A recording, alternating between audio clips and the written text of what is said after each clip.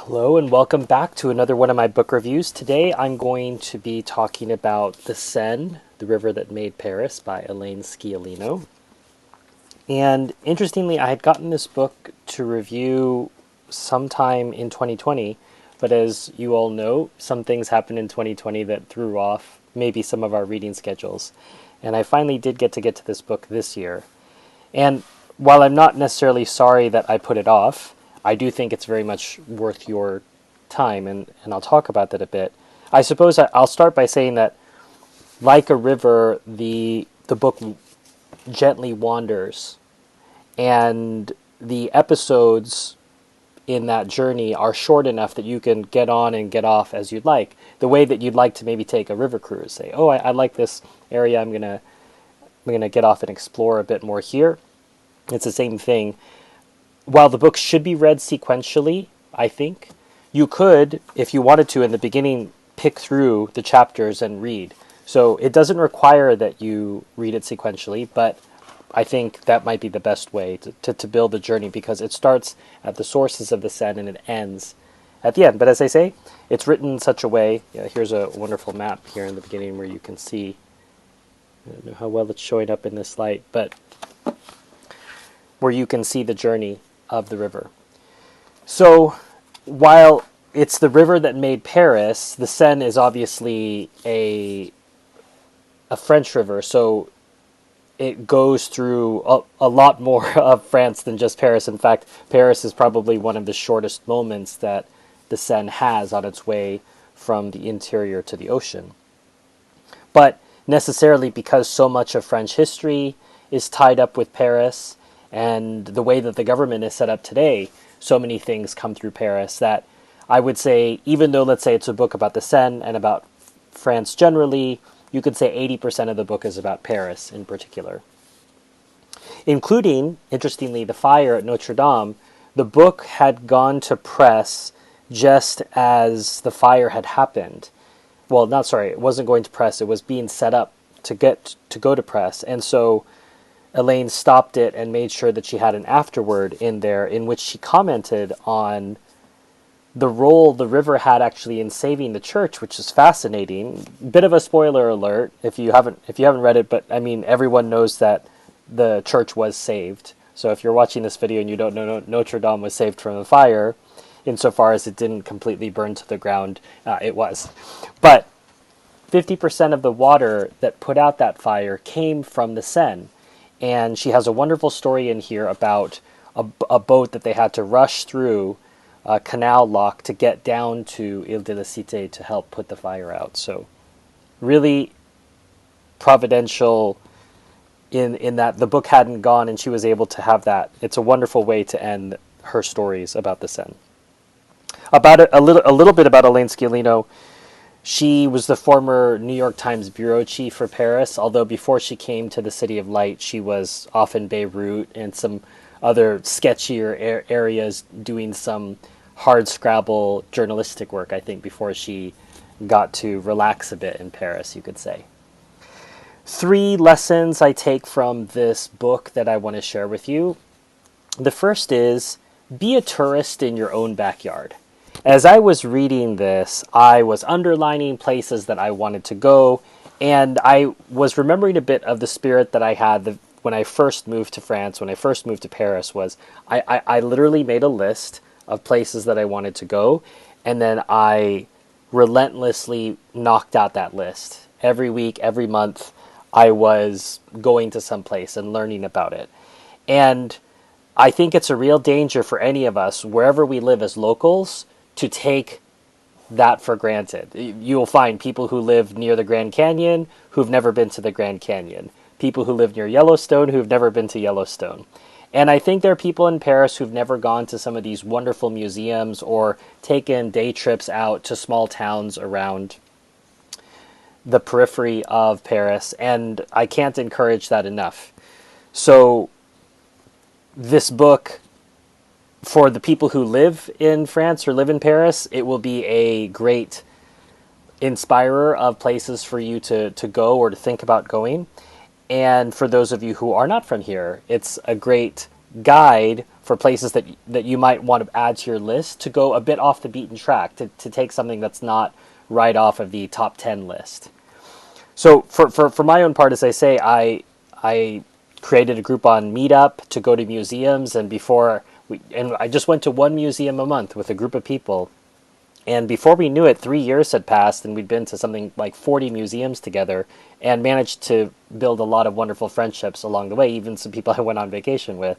So if you just do something once a month, you'd be surprised at how much you can see. And this book reminded me of those feelings, and I've actually added a few things to my list, including Fleury Champagne, which she talks about in here.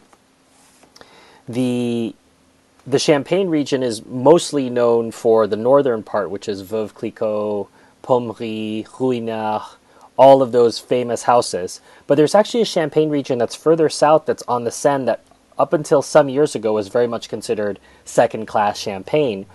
But she talked about it in the book, and before I'd even finished the book, I went out and I bought a bottle of the champagne at one of the places that she'd recommended in the book, and got to chat with the proprietor and enjoyed this different type of champagne. It's not radically different in the sense that you're not going to recognize it as champagne, but you can taste some of the minerality and some of the differences from this region. So really interesting to, again, be a tourist in your own backyard. So you don't have to live in France or near Paris to take that lesson. I think that's a lesson that the book delivers regardless, if you're paying attention to it. Lesson 2 for me, and I probably knew this already, but the book really drove home, there is a reason why so many of the world's great cities are located near a body of water. It's very much the circulatory system, the lifeblood. The seal of the city of Paris has a ship on a red background, and it's often said that that's related to the lifeblood, that Paris's lifeblood comes from the river. And frankly, I don't think non-residents of Paris tend to think about the river in Paris. I think they tend to think about a lot of other things. And even I would say some of us who live in Paris, as I've lived almost the entire time that I lived in Paris, I never lived by the water. I was always in an outer arrondissement, the 17th, although the second I was a 15-minute walk from the water, but I wasn't ever on the water on a canal for my residence. And so you can sometimes forget that it's a river city. But those of us who live in Paris never forget the role that the river plays in how we conduct our daily lives, where we meet friends, and how deeply that weighs on you, whether you're in the right bank or the left bank. And that's a conversation for another time. But rivers are incredibly important, and the Seine even more so, as it's really shaped French history and been an important part of how Paris was even an important outpost of the Roman Empire 2,000 years ago. So Paris is not a new town, but the only reason that it's any town is because of the Seine and its position there. And I suppose that goes into my third lesson, is how often you can take the extraordinary for granted if you're around it. And so sometimes you can forget, and I think I was very cognizant of it my first 12 to 24 months in Paris. I would constantly pinch myself. I live in Paris. I'm getting to live this life that I've wanted. And I think I was very cognizant of the fact that I was in Paris. But as time goes on, like anything, as humans, we get used to a certain way of living or a certain location.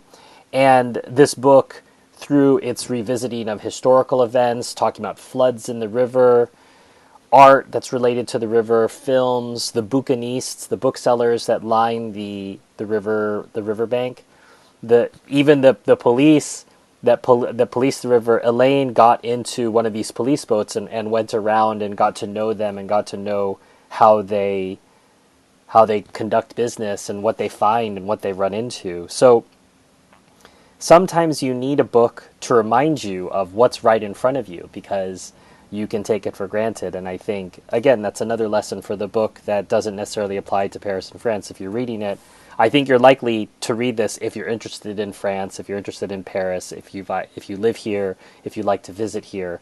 I don't think anybody who hates France or who hates Paris is going to be reading this book. But that said, even if you don't have a trip to Paris or to France in the near future, I think this book will drive home these lessons to you. One, be a tourist in your own backyard. I think that's really important. Two, there's a reason why great cities are near bodies of water, and that might be worthwhile checking out some cities that are closer to you if you don't happen to live near Paris, and see what that body of water does for them, see what it whispers into the city. I think about, for example, San Antonio or Zurich, how that body of water is so entwined with the identity of the city. And the last, don't take the extraordinary for granted. It's easy to do. It's not a fault. All of us do it. But sometimes we need a little reminder, and sometimes that can come in the form of a book. So, The Seine, The River That Made Paris, Elaine Sciolino, came out in 2020. Very much worth your while. It's not a long read, and I think it weighs in at just a little over, under 300 pages. But as I say, it's episodic, so you can dip in and dip out as you'd like to get through it. So, highly recommended.